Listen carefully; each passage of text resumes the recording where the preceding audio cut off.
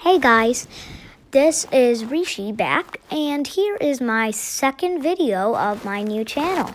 As I told you, my next video I would be talking about pie. Now, if you don't know what pie is, then when I say pie, you're probably thinking of, oh, I love to eat pie. It's my favorite food, pie. But that's not the pie which we're talking about. This pie is spelled P-I.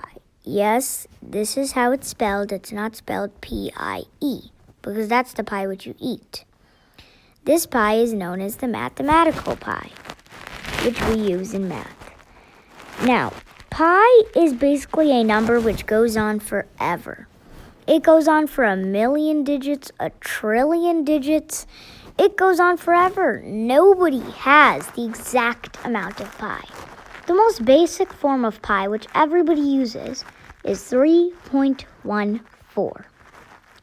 Another basic form is 22/7.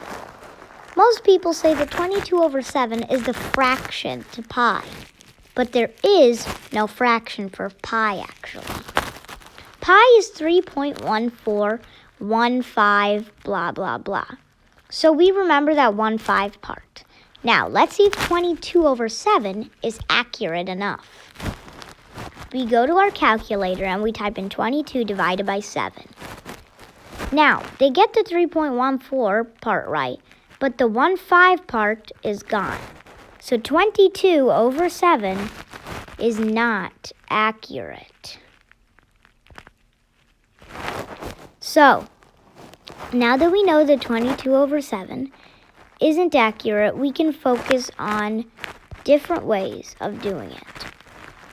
So, since 22/7 is not the accurate number, most people just label it as 3.14. Now, I myself have memorized the first 15 digits of pi, and in this video I'll state them.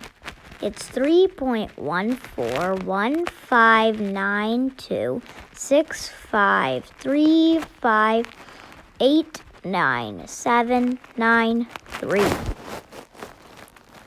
So, those are the digits which I've memorized. Other people my age have memorized way more digits, but you can't blame me for not memorizing as many digits as other people. Now, pi is basically the exact fraction of pi. There is no number fraction.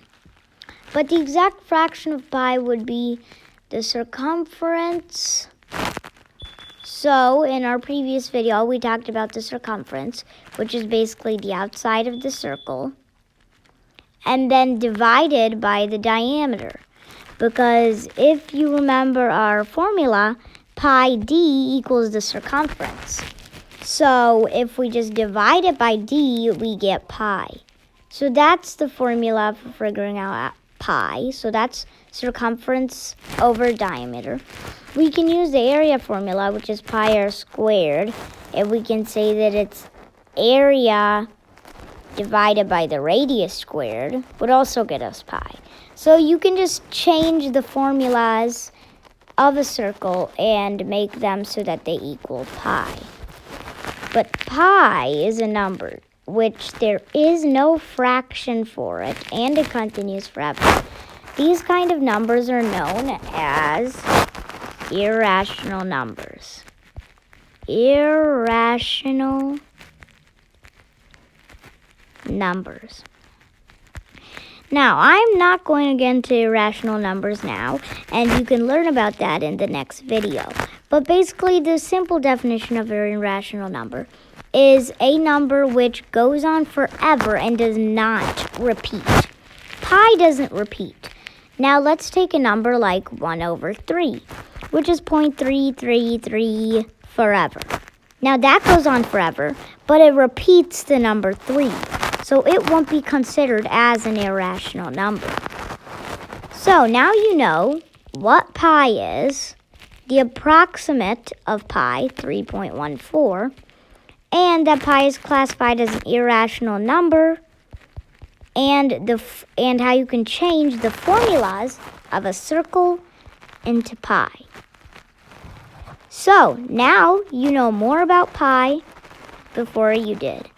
And if you didn't even know what pi was and you thought that I was talking about the other pi, which is eat, now you know that there's two types of pie. The mathematical pie and the delicious pie. So, if you excuse me, I need to go eat some pie myself. Rishi is